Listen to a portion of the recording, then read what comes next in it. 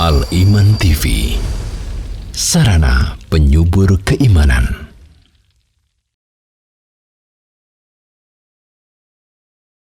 An-nafs itu zatnya senantiasa mengajak kepada kejelekan, li'annaha khuliqat fil asli jahilatun zalimah. Karena hakikatnya an-nafs itu diciptakan dalam keadaan jahilah, bodoh dan zalimah, illa man rahimahullah. Assalamualaikum warahmatullahi wabarakatuh. Innal hamdalillah nahmaduhu wa nasta'inuhu wa nastaghfiruh wa na'udzu billahi min shururi anfusina wa sayyiati a'malina. Man yahdihillahu fala mudilla lahu wa man yudlil fala hadiya lahu. Asyhadu an la ilaha illallah wahdahu la syarika lahu wa asyhadu anna Muhammadan abduhu wa rasuluh, amma ba'd. Alhamdulillah, kita panjatkan puji syukur kepada Allah yang mana pada kesempatan malam ini kita dipertemukan kembali dalam keadaan sehat walafiat dan ketetapan al-iman. Bahasan kita malam ini insyaallah lanjutan pembacaan kitab Manhajus Salaf fi Tazkiyatin Nufus, bab yang kelima, halaman 51, bab ma jaa fi haqiqatin nafsi, tentang hakikat an-nafs, hakikat jiwa. Dan ini penting untuk diketahui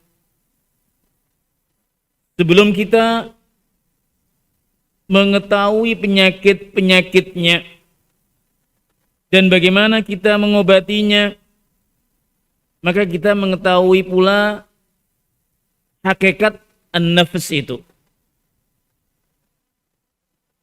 Di sini al-muallif akan menyampaikan sebagaimana biasanya ayat-ayat dan hadis Nabi SAW yang menegaskan akan hakikat an-nafs, hakikat jiwa. Qal al-musannif hafizahullah, bab ma jaa fi haqiqatin nafsi. Qala Allah Ta'ala, wa ma ubarri'u nafsi innan nafsa la'ammaratun bisu' illa ma rahima rabbi inna rabbi ghafurur rahim. Ayat yang pertama yang disampaikan oleh muallif, surat Yusuf ayat yang 53, yang mana Allah kisahkan tentang Imra'atul Aziz ketika menggoda Yusuf alaihissalam. Ahlul ilmi mengatakan ucapan ini, wa ma ubarri'u nafsi innan nafsa la'ammaratun bisu', Allah kisahkan tentang Imra'atul Aziz, yaitu seorang wanita yang sebagian mengatakan istri dari rajanya atau tuannya, ketika menggoda Yusuf alaihissalam, dan setelah Yusuf alaihissalam tidak tergoda dengannya, bahkan Yusuf alaihissalam di penjara karenanya, Allah kisahkan, wa ma ubarri'u nafsi innan nafsa la'ammaratun bisu'. Aku tidak menyatakan diriku bebas. Ini Allah kisahkan melalui lisan Imra'atul Aziz, bagaimana dikatakan oleh ahlul ilmi. Dikatakan oleh As-Sa'di bahwasanya ucapan ini adalah qalat, ucapan Imra'atul Aziz, wa ma ubarri'u nafsi innan nafsa la'ammaratun bisu. Aku tidak menyatakan diriku bebas dari kesalahan. Innan nafsa, sesungguhnya nafsu itu senantiasa mengajak kepada kejahatan. Illa ma rahima rabbi, inna rabbi ghafurur rahim.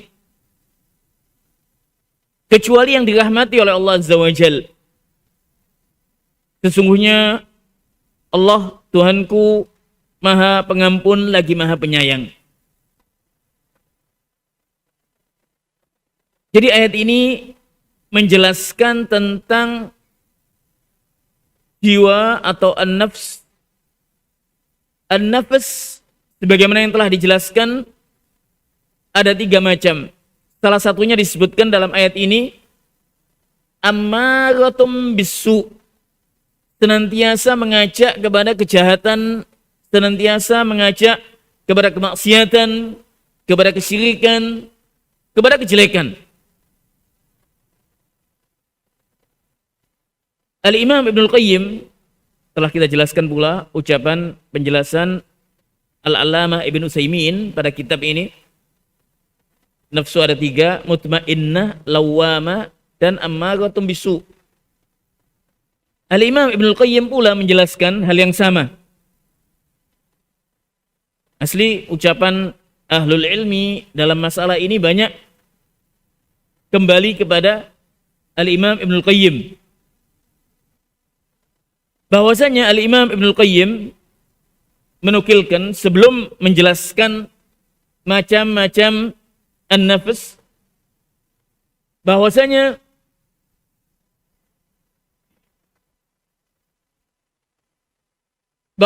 an-nas yakhtalifuna bin nafsi. Manusia ikhtalaf, berbeda pendapat tentang an-nafs ini, apakah 1 ataukah 3. Apakah hamba memiliki 1 nafsu atau 3 an-nafs? Artinya 3 jiwa, 3 mutmainnah, lawwamah, dan ammaratun bisu. Kemudian beliau mengatakan wat tahqiq, dalam hal ini masalah yang hak, yang benar adalah an-nafs itu hakikatnya 1, namun memiliki 3 sifat. Memiliki 3 sifat. Kadang-kadang artinya yang ada pada kita, yang ada pada manusia, hakikatnya, zatnya nafsu itu 1, namun memiliki 3 sifat. Kadang-kadang bersifat ammaratun bisu, dan ini paling banyak. Kadang-kadang bersifat lawwamah, mencela, dan kadang-kadang mutmainnah. Kemudian Al-Imam Ibnul Qayyim pun menjelaskan hakikat ketiganya. Idza sakanat ilallah, jika nafsu itu tenang dengan Allah, artinya zikir dengan itma'annat bidzikrihi, tenang dengan zikir kepada Allah Azza wa Jal, kembali kepada Allah, ishtaqat ila liqa'ihi, bahkan dia rindu dan kangen untuk berjumpa dengan Allah Azza wa Jal. Ini tergolong nafsu al-mutmainnah. Nafs al-mutmainnah. Kemudian beliau mengatakan sifat-sifat nafs al-mutmainnah ialah yang senantiasa mencintai Allah, mencintai ibadah kepada Allah, melakukannya, melaksanakan amar ma'ruf nahi munkar, menjalankan perintahnya, menjauhi larangannya. Wa kadzalika itma'annat ila ridha bihi rabban wa bil islami dinan wa bi Muhammadin rasulan wa itma'annat ila qada'ihi wa qadarihi. Ini sifat-sifat an-nafsul mutmainnah, yang merasa tenang, nyaman, bahwasanya Allah adalah Rabb-nya, Islam adalah agamanya, Muhammad sallallahu alaihi wasallam adalah utusan Allah. Tenang atau iman dengan takdir Allah, qada dan takdir Allah, qada dan qadar Allah. Iman dengan hisab, demikian pula iman dengan hari akhir dan yang lainnya. Ini an-nafsul mutmainnah. Adapun ammaratun bisu, ini kebalikannya, yang ingkar kepada Allah. Bahkan Al-Imam Ibnul Qayyim mengatakan, fa innaha bidzatiha ammaratun bisu. Hakikatnya zat nafas itu senantiasa mengajak kepada kejelekan, sebagaimana yang disebutkan pada ayat ini, innan nafsa la ammaratun bisu. Ini kalau kita lihat ada inna at-taukid, kemudian ada la ammaratun, lamnya itu ada lam taukid juga, takkid. Betul-betul mengajak, senantiasa mengajak kepada kejahatan, kepada kejelekan. Makanya Al-Imam Ibnu Qayyim mengatakan, innaha bidatiha ammaratun bisu. An-nafs itu zatnya senantiasa mengajak kepada kejelekan, li'annaha khuliqat fil asli jahilatun zalimah. Karena hakikatnya an-nafs itu diciptakan dalam keadaan jahilah, bodoh dan zalimah, illa man rahimahullah, kecuali yang dirahmati oleh Allah Azza wa Jal. Artinya Allah berikan taufik kepadanya, Allah berikan ilmu dan taufik kepadanya, Allah ilhamkan kepadanya. Fa idza lam yulhimha rushdaha baqiyat ala zulmiha wa jahliha. Jadi kalau dia tidak dikaruniai oleh Allah Azza wa Jal petunjuk, taufik, maka dia akan senantiasa dalam kezalimannya, dalam kejahilannya. Makanya kita senantiasa memohon kepada Allah Azza wa Jal at-taufik, at-taufik. Kemudian adapun yang ketiga yang dikatakan oleh Al-Imam Ibnul Qayyim, an-nafs al-lawwamah, yaitu yang mencela.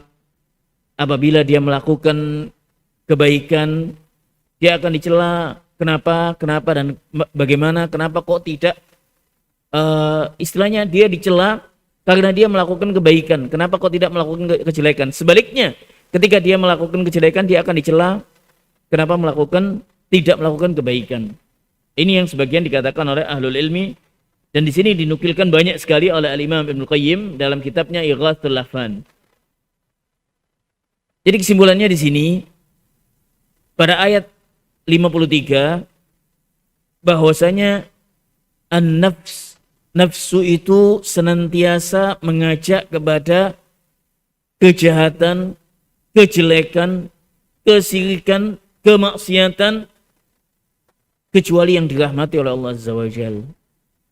Inna Rabbi Ghafurur Rahim. Kemudian ditutup ayat itu dengan dua sifat Allah Azza wa Jalla, Maha Pengampun lagi Maha Penyayang. Artinya apa?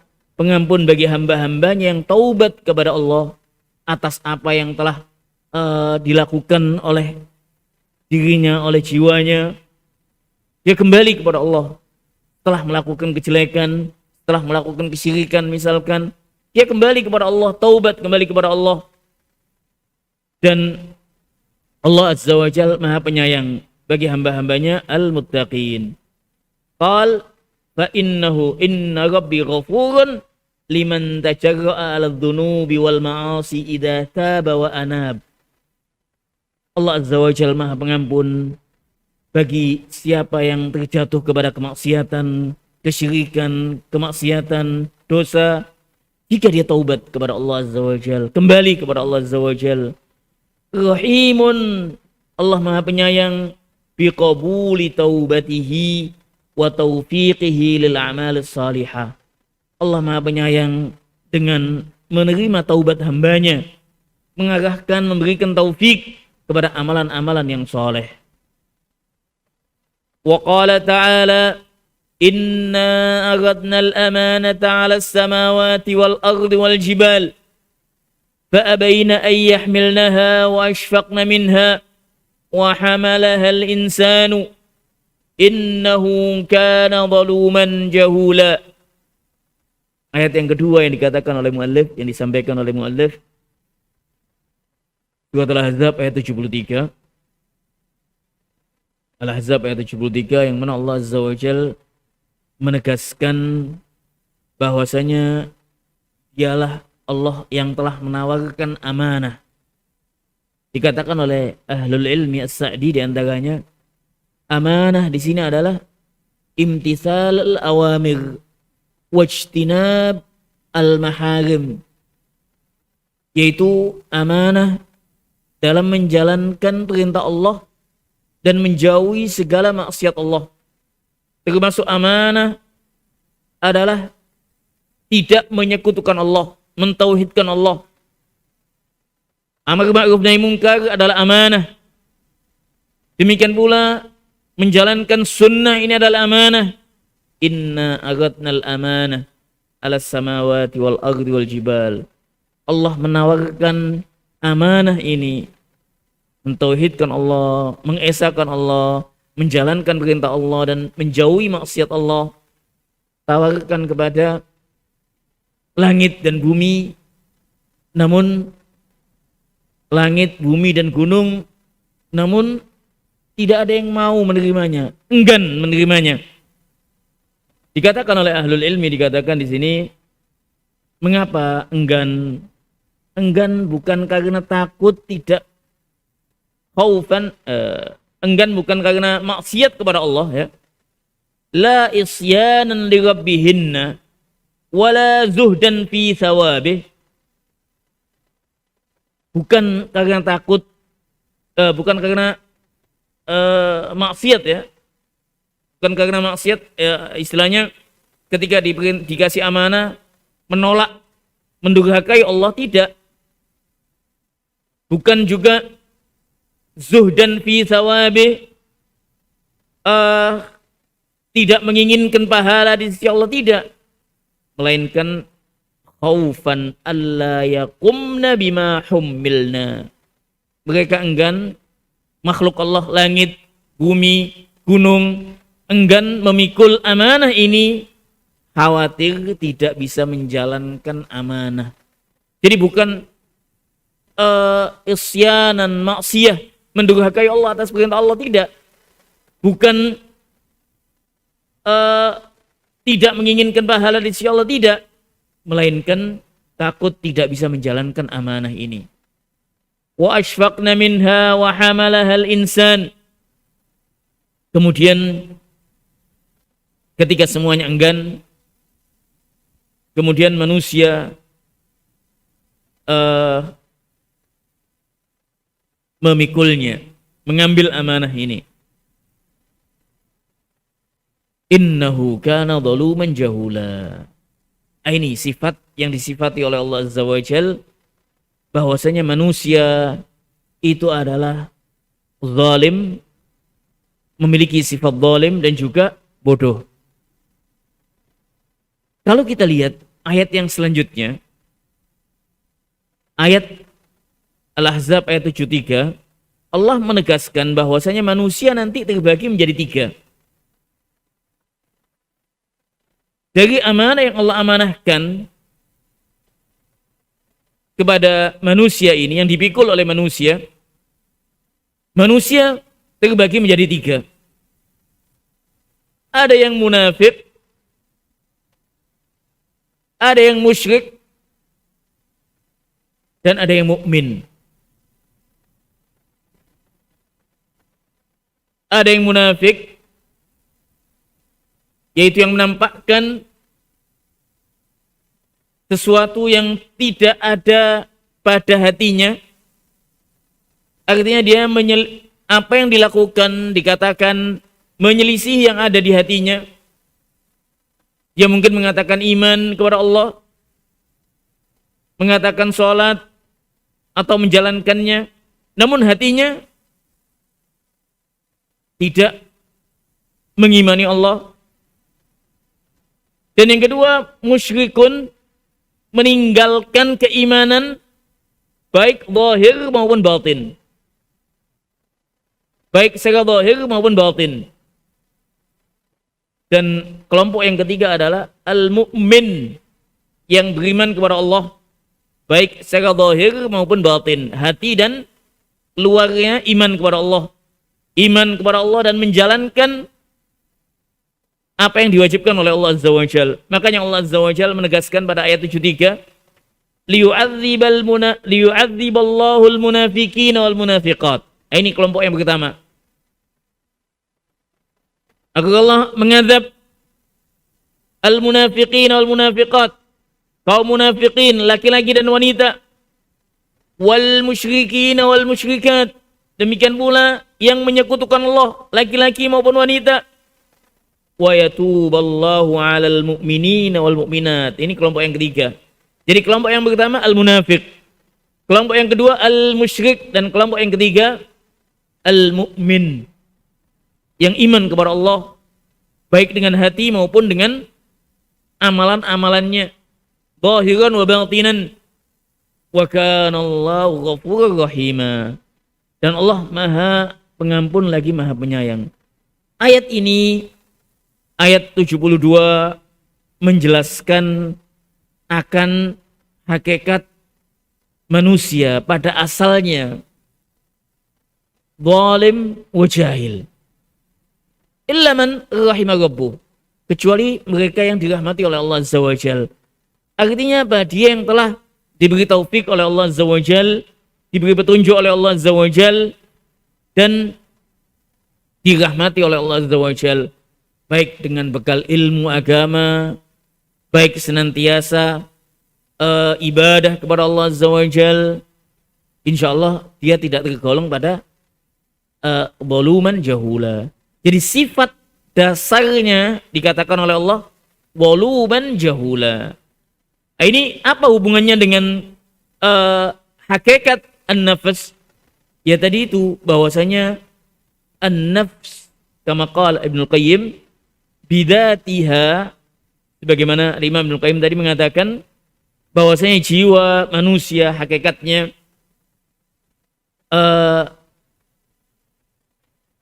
annaha bidatiha tas'a ammaratun bisu. Dia senantiasa mengajak kepada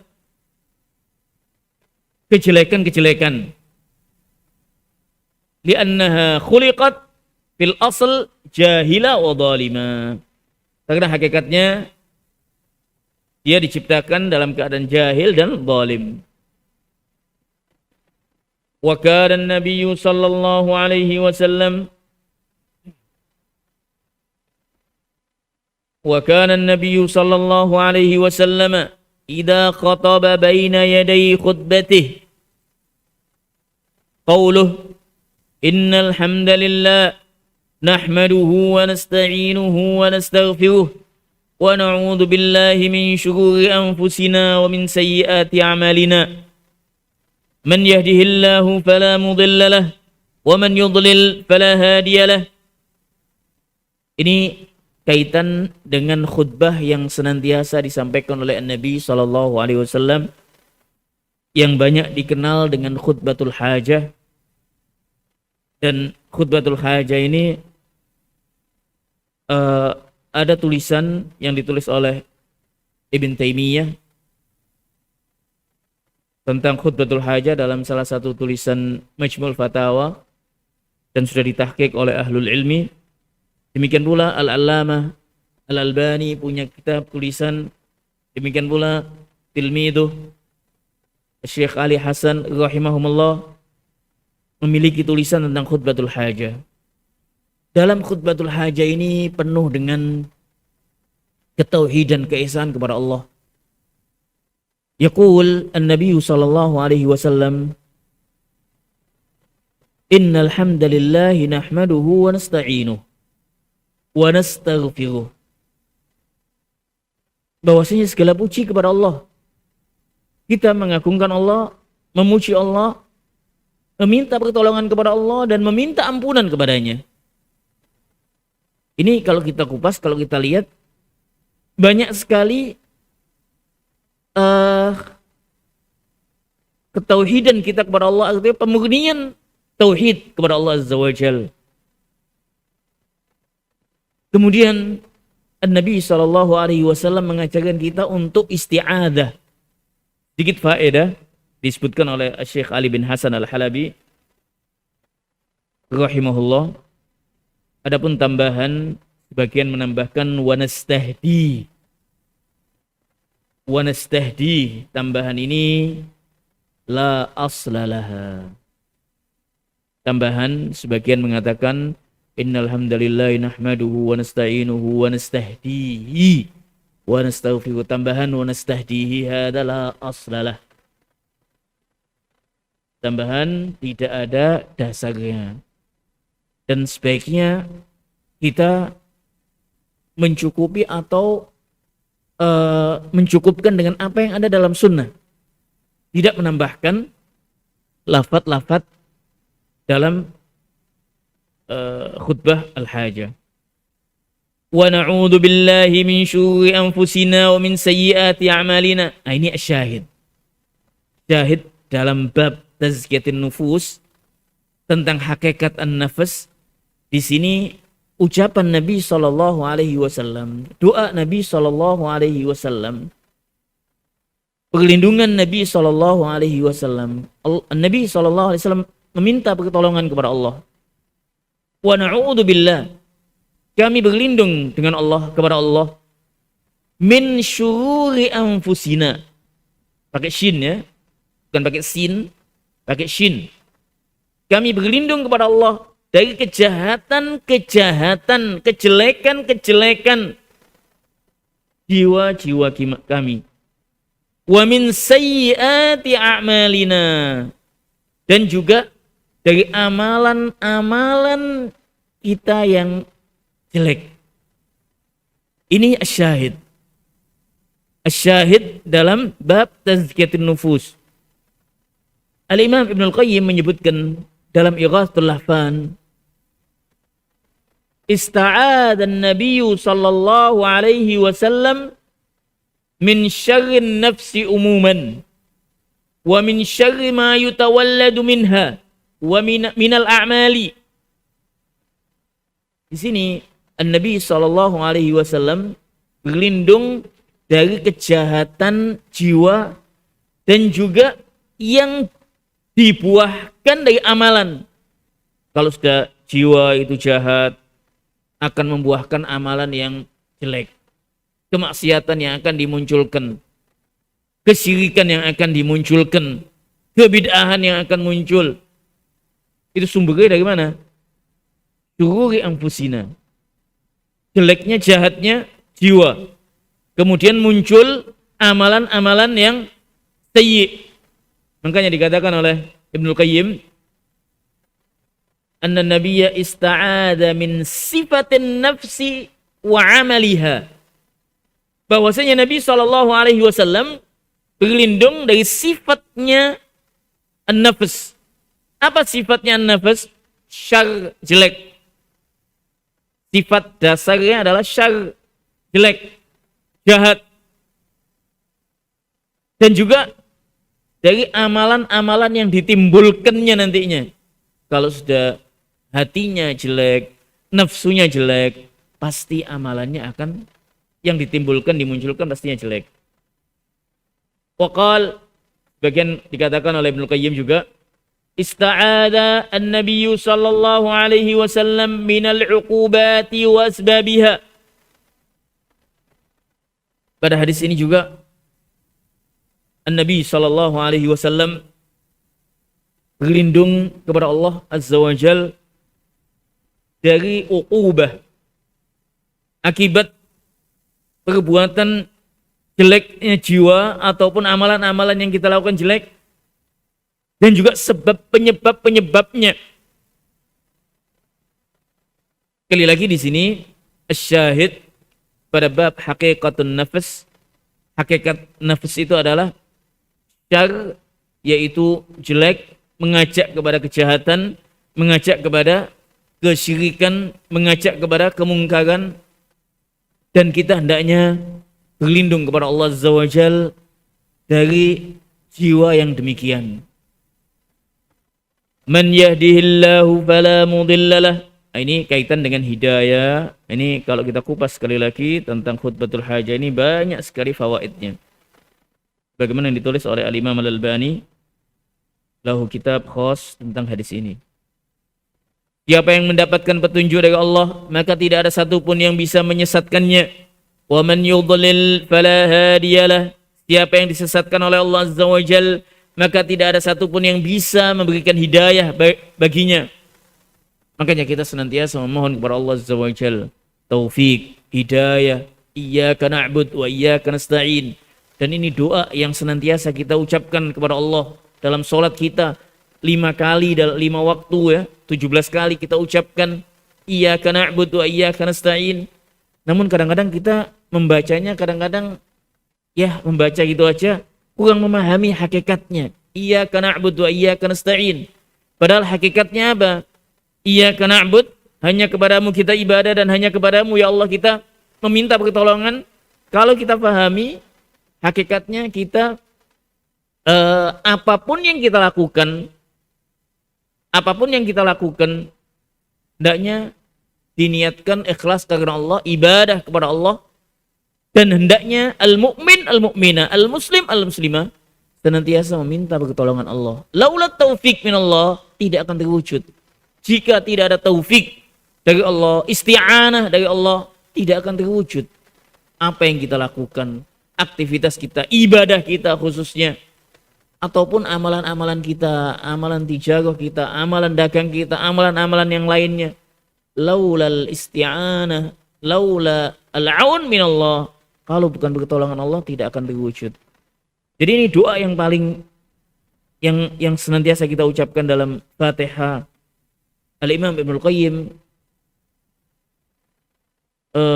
lahu kitab Madarijus Salikin fi iyyaka na'budu wa iyyaka nasta'in. Bagus sekali penjelasannya. Wa asyhadu an la ilaha illallah wahdahu la syarikalah. Nah, ini juga bersaksi bahwasanya tiada ilah yang hak kecuali Allah satu-satunya. Tiada sekutu baginya. Wa asyhadu anna Muhammadan abduhu wa rasuluh, dan bersaksi bahwasanya Muhammad adalah hamba Allah dan rasulnya. Nah, ini kalimat tauhid, kalimat ikhlas, kalimat la ilaha illallah Muhammad Rasulullah. Namun asyahid pada hadis ini, saya tidak akan menjelaskan khutbatul hajah yang panjang juga. Asyahid dari hadis ini adalah wa na'udzu billahi min syururi anfusina wa min sayyiati a'malina. Hendaknya kita memohon kepada Allah, berlindung kepada Allah dari kejahatan jiwa-jiwa kita dan juga kejahatan atau kejelekan amalan-amalan kita. Sebagaimana tadi Al-Imam Ibnul Qayyim mengatakan bahwasanya An-Nabi mengajarkan kepada kita untuk berlindung kepada Allah dari sifat nafs dan juga amalan yang dimunculkan, ditimbulkan, amalan-amalan yang dimunculkan dari nafs itu. Di sini ditambahkan oleh Al-Imam Ibnul Qayyim hadis yang lain yang diriwayatkan oleh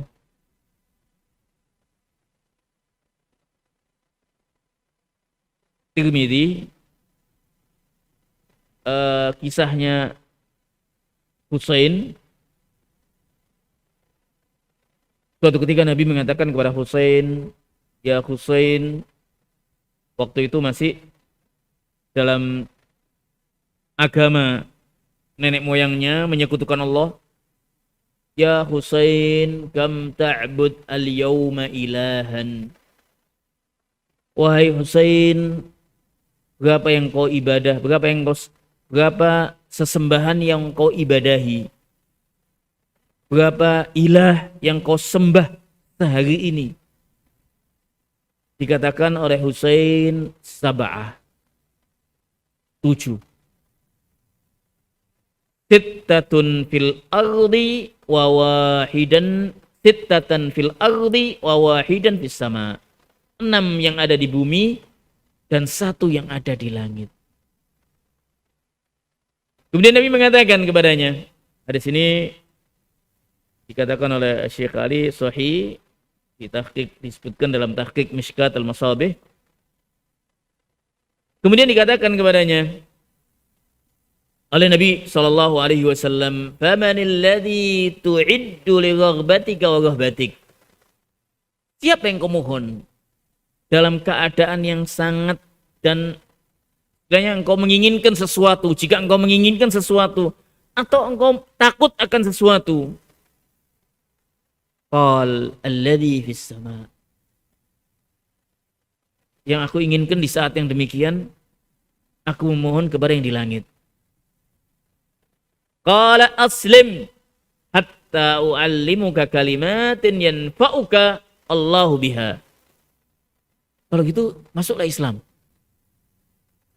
Sehingga aku ajarkan, masuklah Islam, sehingga aku akan ajarkan kepada engkau beberapa kalimat yang manfaat buat engkau.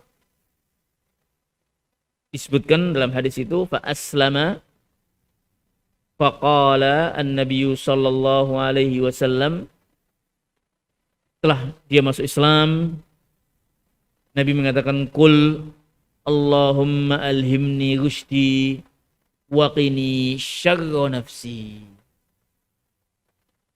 Katakanlah, wahai Husain, Allahumma alhimni rushdi, ya Allah, berilah aku petunjuk jalan yang baik. Tunjukilah aku jalan yang baik. Hidayah. Wa qini syarra nafsi, dan jagalah aku dari kejahatan jiwaku. Hadis ini dijadikan dalil oleh al-muallif, oleh Ibnu Qayyim dalam Ighathatul Lahfan, bagaimana mengobati jiwa yang menguasai hati seseorang, yaitu dengan berlindung kepada Allah Azza wa Jalla. Berlindung kepada Allah Azza wa Jalla. Sebagaimana dalam hadis ini, waqini syarra nafsi. Makanya kita senantiasa memohon kepada Allah, berlindung kepada Allah dari kejahatan jiwa-jiwa kita.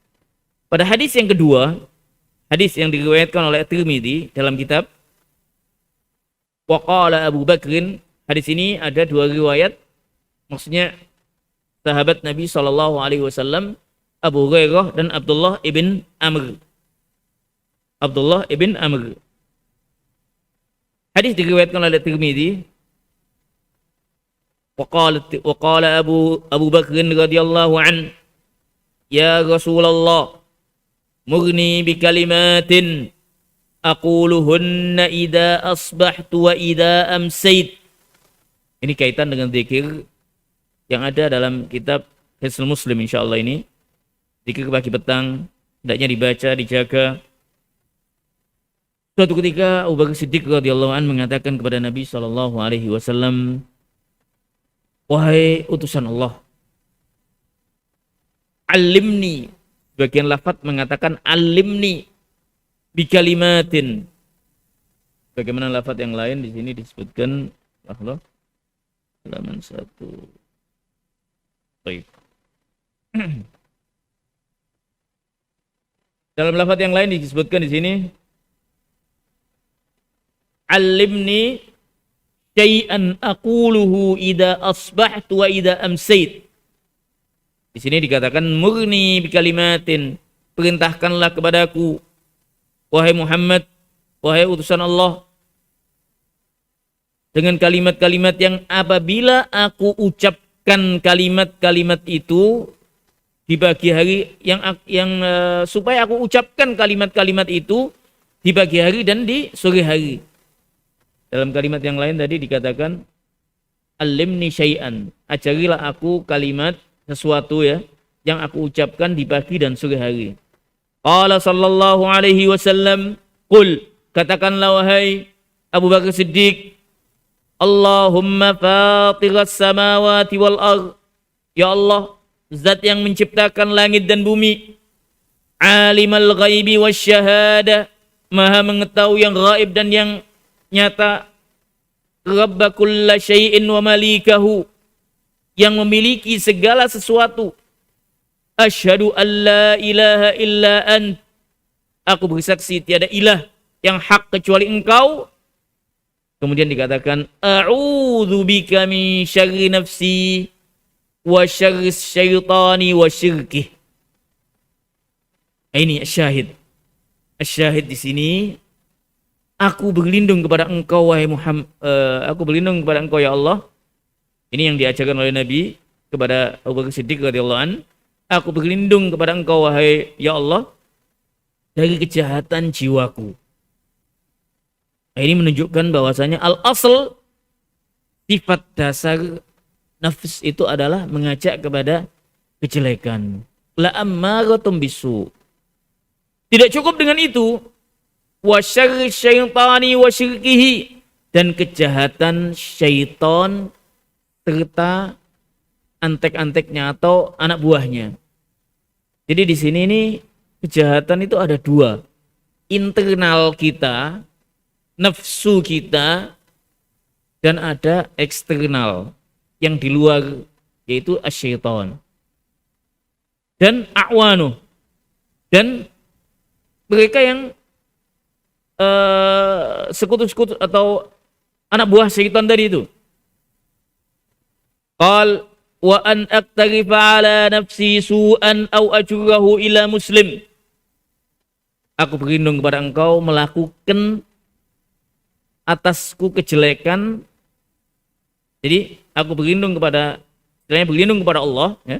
Berlindung kepada Allah untuk melakukan kejelekan jiwaku, kejelekan yang timbulkan dari jiwaku, au ajurahu ila muslim, atau aku lakukan itu kepada muslim. Kalau dilihat di sini dijelaskan oleh Ibnu Qayyim, juga bagus sekali penjelasan ini dalam kitabnya Ighathul Lahfan, bahwasanya Nabi sallallahu alaihi wasallam mengajarkan kepada Abu Bakar Siddiq radhiyallahu an berlindung dari dua hal. Dari dua hal, yaitu berlindung dari kejahatan dirinya, asyar, syar nafas, berlindung dari kejahatan jiwa, dan juga berlindung dari kejahatan asyaitan. Qal tadammana hadzal hadits al-isti'adzah min asy-syarri wa asbabihi wa ghayatihi.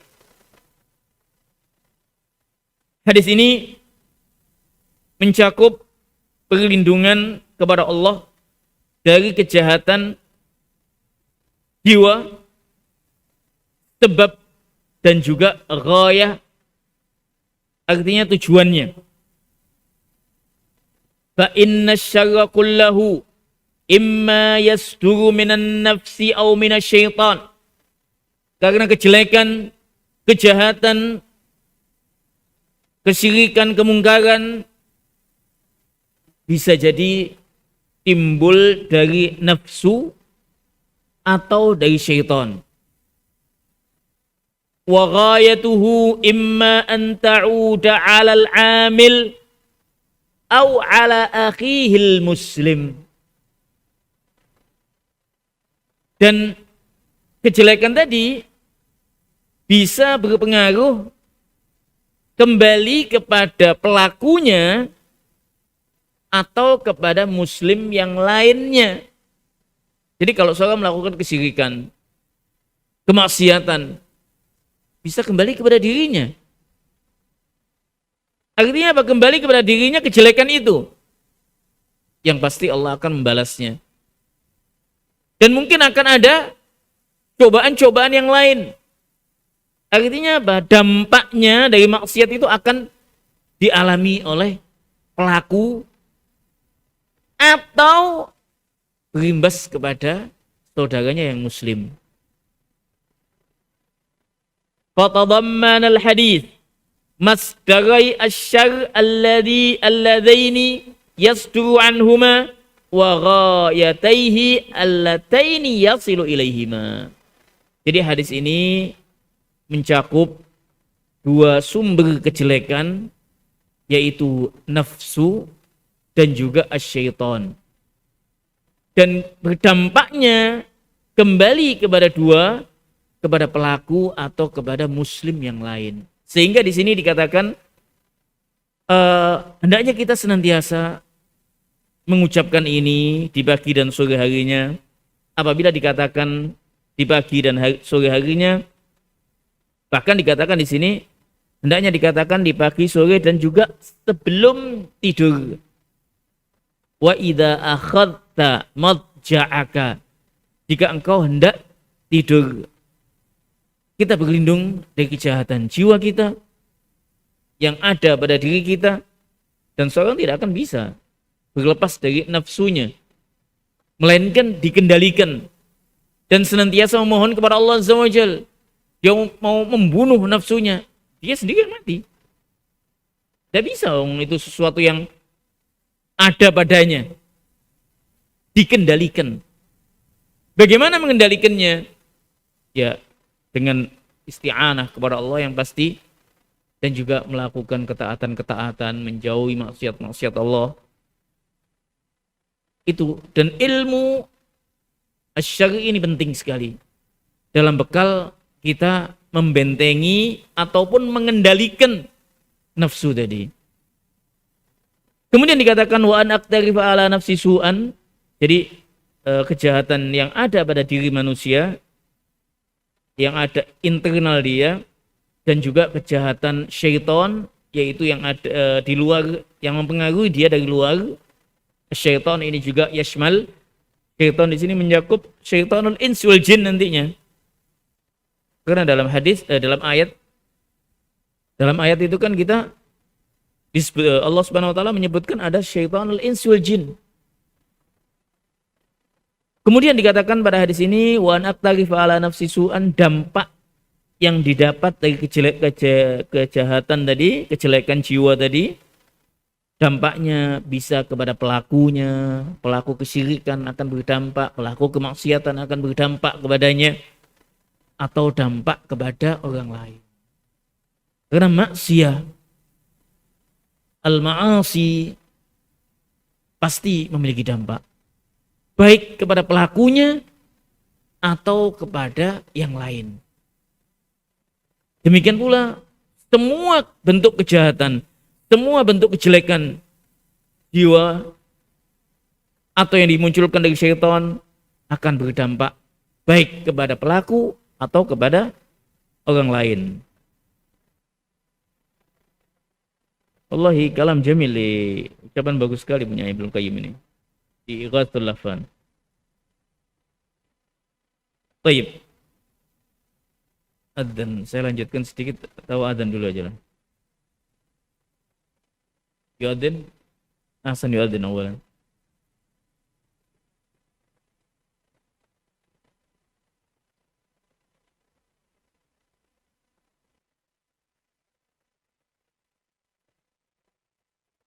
Baik, kita lanjutkan sedikit pembacaan kitab Manhajus Salaf fi Tazkiyatun Nufus. Kemudian dikatakan oleh muallif wa qala Syekhul Islam bin Taimiyah dalam kitabnya Majmu'ul Fatawa. Sebelum saya bacakan ini, mimbabil faedah untuk tullaba ilmin, bab yang kita jelaskan tadi, hadis-hadis yang kita sampaikan tadi. Ana ansahukum bi kitab Ighatsul Lahfan, di bab yang ke-11 dan bab 12. Al-Allamah Ibnul Qayyim menjelaskan bagaimana mengobati hati dari nafsu yang menguasai, dan juga bagaimana mengobati hati yang dikuasai oleh syaitan. Bagus sekali penjelasan dari Imam Ibnul Qayyim pada bab yang ke-11 dan 12 tentang mengobati jiwa hati yang dikuasai oleh syaitan atau jiwa yang nafsu yang ammarah bisu. Wa qala Syekhul Islam rahimahullah, Qala ba'dul arifina. Ini ucapan Syekhul Islam bin Taimiyah dalam Majmu'ul Fatawa. Qala ba'dul arifin, seorang al-arif billah yang mengenal Allah, ahlul ilmi, al-alim, ma min nafsin illa wa fiha ma fi nafsi Fir'aun illa annahu qadara fa adhar wa ghairahu ajaza fa azmar. Tidaklah setiap jiwa nafs, ya, setiap nafs itu kecuali ada padanya nafsu fir'auniyah, jiwa Fir'aun. Apa jiwa-jiwa Fir'aun? Menguasai dan mendolimi, menyiksa, mengatakan ilah. Illa anna Fir'aun qadara fa'adhar. Fir'aun berkuasa dan dia menampakkan hal itu. Wa ghairah, selainnya, ajaz, tidak sanggup, tidak memiliki kekuasaan dan dia menyembunyikannya. Artinya apa? Nafsu fir'auniyah itu tidak nampak, disembunyikan, tersembunyi padanya. Jadi sewaktu-waktu bisa bangkit gitu loh. Kalau ada dawainya, kalau ada penyebab-penyebabnya. Wa dzalika annal insana idza tabara wa ta'arrafa nafsahu wan nasu wa sami'a akhbarahum ra'al wahida minhum yuridu li nafsihi an tuta'a wa ta'lu bihasabi qudratihi. Ini afwan saya bacakan yang aslinya, yang di karena yang di sini ini ada kalimat yang kurang gitu. Wa dzalika annal insan, karena manusia, sesungguhnya manusia itu jika dia mengambil pelajaran ibrah dan mengenal akan jiwanya, nafsunya, demikian pula annas wa sami'a akhbarahum, dan mendengarkan berita-berita mereka, ra'al wahida minhum, dia akan melihat di antara mereka ada yuridu li nafsihi an tuta'. Di antara manusia itu ada yang menginginkan dia untuk ditaati. An tuta' wa ta'lu, dan dia menjadi kayak pimpinannya istilahnya tinggi di atas segala, di atas yang lainnya, sombong di atas yang lainnya. Wan nufusu mashhunatun bihubbil uluwi wa riasah bihasabi imkaniha. Sedangkan nafsu itu, jiwa-jiwa manusia itu mashhuna, dipenuhi dengan cinta jabatan, cinta al-ulu, cinta ya jabatan, ketinggian tadi itu, cinta kepada manusia itu pada asalnya cinta pada hal itu. Cinta dipuji, cinta ditaati, pingin untuk yang demikian itu. Rasulullah sallallahu alaihi wasallam. Fatajiduhu yuwali man yuwafiquhu ala hawa. Bahkan engkau akan dapati, jumpai, dia itu loyal kepada yang siapa yang sefaham dengannya. Wa hadza waqi' katsir. Wa hadza waqi', nasallallahu alaihi wasallam. Karena hawa nafsunya, oh ini sama sehati dengan saya. Oh ini intinya selama sehati, selama sesuai dengan hawa nafsunya, yuwafiq wa yu'adi man yukhalifuhu fi hawa. Dan dia memusuhi siapa yang menyelisihi dalam hawa nafsunya, bukan karena Allah. Wa hadza waqi' wa ma lahu min dafi' wa ilallahil mushtaka. Wa ilallahil mushtaka.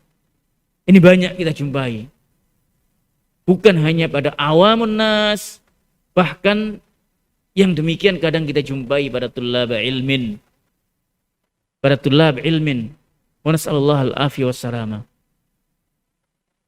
Wa innama ma'buduhu ma yahwa wa yuriduh.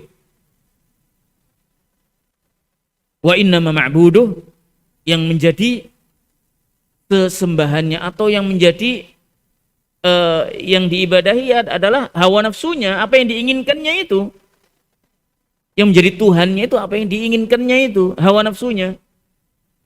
Ini banyak kalau kita lihat awamun nas, nasallahu alaihi wasallam, yang mengikuti hawa nafsunya dalam menjalankan kemaksiatan kepada Allah, dalam menjalankan kesyirikan kepada Allah. Hadis wala haraj, banyak sekali. Banyak sekali. Qala Allah Ta'ala, "Ara'aita man ittakhadha ilahahu hawa, afa anta takunu alaihi wakila?" Wahai Muhammad, tidakkah engkau melihat siapa yang menjadikan Tuhannya itu hawa nafsunya? Afa anta takunu alaihi wakila, apakah engkau bisa menjadi wakil, artinya yang mengawasi? Intinya di sini Syekhul Islam Ibnu Taimiyah menegaskan apa yang telah disampaikan dalam ayat dan hadis di atas, bahwasanya di antara manusia ada yang dikuasai oleh hawa nafsunya. Al-Imam Ibnul Qayyim, lagi-lagi Al-Imam Ibnul Qayyim di sini disebutkan manusia itu ada dua qism. Saya nampilkan nukilan Al-Imam Ibnul Qayyim di sini.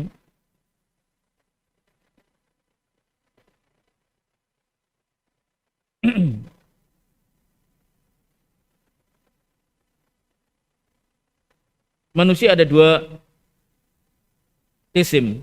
Man ghalabathu syahwatuhu, man ghalabat nafsuhu. Kalimat Ibnul Qayyim lah.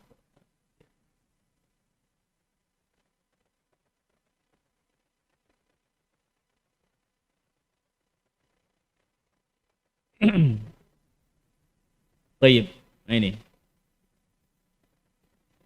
Jadi an-nasu ala qismain. Qismun dhafirat bihi nafsuhu famalakathu wa ahlakathu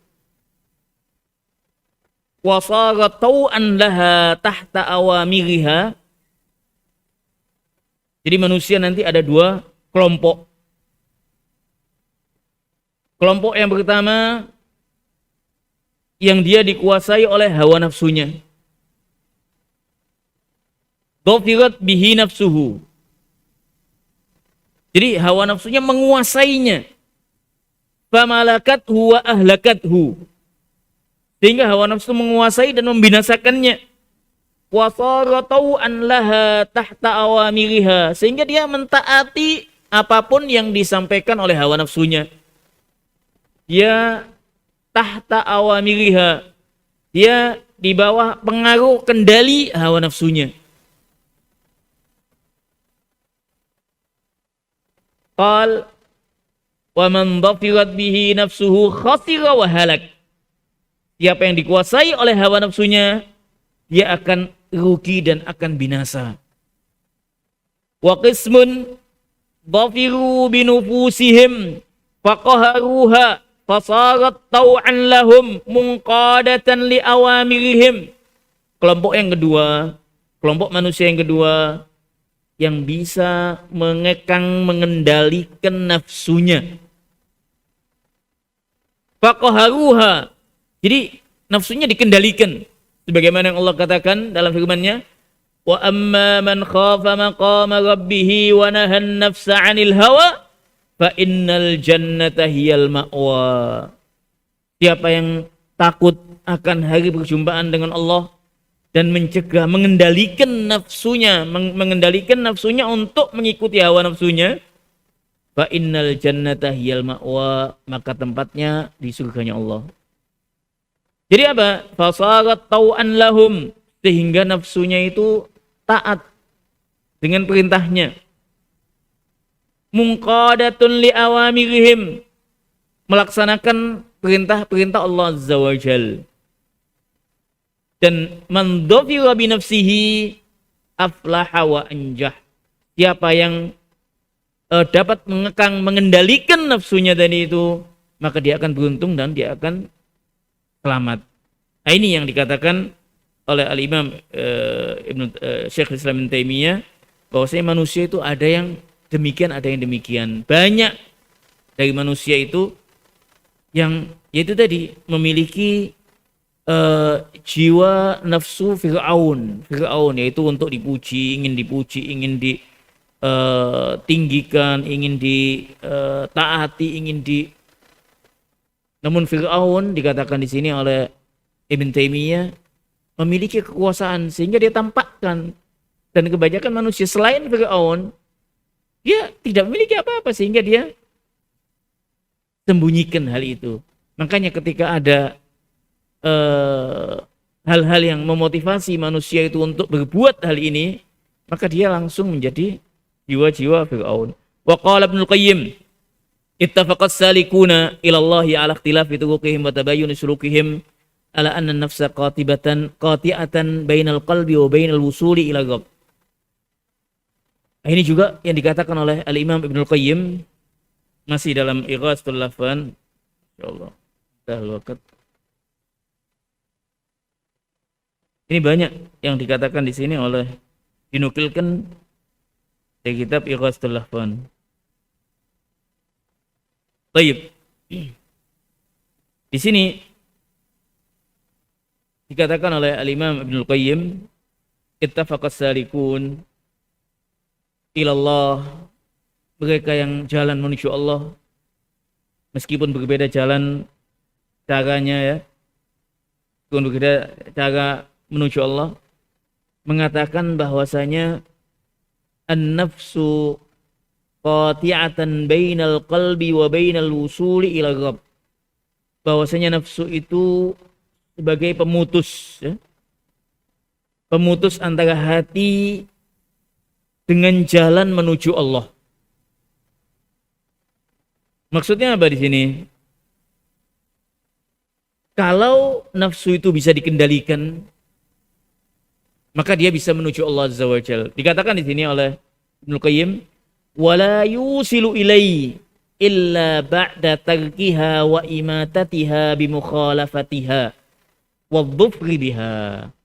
Dan seorang tidak bisa sampai kepada Allah, mengesahkan Allah, ibadah kepada Allah, taat kepada Allah, kecuali dengan menyelisihi hawa nafsunya, kecuali dengan mengendalikan nafsunya, sehingga dia bisa menguasai nafsu itu, menjadikan nafsu itu taat kepada Allah Azza wa Jalla.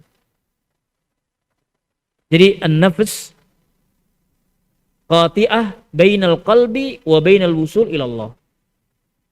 Bahwasanya nafsu itu pemutus, pemisah antara hati dan jalan menuju Allah Azza wa Jalla. Baik, insyaallah kita lanjutkan di waktu yang lain. Ini masih ada ucapan Sa'di sebetulnya. Wa qala Ibnu Sa'di, an-nafsu zalimatun jahilatun wa dhulmu wal jahlu la ya'ti minhuma illa kulla syarr. Jadi an-nafs itu juga zalimah, jahilah, zalim dan bodoh, wa dhulmu wal jahlu la ya'ti minhuma illa kulla syarr. Dan kezaliman, kejahilan tidaklah mendatangkan kecuali kejelekan. Fa in rahima Allahu al-'abda famanna 'alaihi bil ilmi nafi'. Nah, ini. Jika Allah merahmati hamba itu dengan dikaruniakan kepadanya ilmu yang manfaat, wa suluka tariqal adli fi akhlaqihi wa a'malihi, dan dia dikaruniakan oleh Allah Azza wa Jalla, diberi taufik dalam berlaku adil, berakhlak yang mulia, melakukan ketaatan-ketaatan kepadanya, kharajat nafsuhu min hadzal wasfi, maka nafsu itu akan keluar dari sifat aslinya, yaitu ammaratun bisu, wasarat mutmainnatan ila ta'atillahi wa dzikrih, wa lam ta'mur sahibaha illa bil khair. Dan dia akan menjadi, nafsu akan menjadi mutmainnah, tenang, nyaman dengan taat kepada Allah, dengan zikir kepada Allah, dan tidak memerintahkan kecuali kepada kebaikan. Jadi kesimpulannya di sini tentang hakikat an-nafs, bahwasanya hakikat atau dasar, sifat dasar an-nafs itu mengajak kepada kejelekan, mengajak kepada kemungkaran, mengajak kepada kesyirikan, Makanya kita senantiasa berlindung kepada Allah, memohon kepada Allah sebagaimana yang diajarkan oleh Nabi SAW dalam khutbatul hajah, wa na'udzu billahi min syururi anfusina wa min sayyiati a'malina. Demikian pula doa yang diajarkan oleh Nabi SAW kepada Abu Bakar Siddiq radhiyallahu an, yang diajarkan untuk dibaca pagi dan petang atau sebelum kita tidur, yaitu Allahumma fatiras samawati wal ard alimal ghaibi wasyahada rabba kulli syai'in wa malikahu asyhadu an la ilaha illa ant a'udzu bika min syarri nafsi wa syarri syaitani wa syirki. Jadi di sini ada perlindungan kepada Allah dari kejahatan jiwa, kejahatan nafsu, kejahatan syaitan dan akwannya, wa an aqtarifa ala nafsi su'an aw ajurahu ila muslim, dan juga akibat dari nafsu yang jelek tadi, dan juga yang berdampak kepadanya atau dampak kepada muslim yang lain. Baik, fawaidnya insyaallah kita bacakan di lain waktu. Aqulu qouli hadza subhanakallahumma bihamdika asyhadu an la ilaha illa anta astaghfiruka wa atubu ilaik. Dukung channel kami dengan like, subscribe, dan aktifkan notifikasi agar kamu tidak ketinggalan video-video menarik lainnya.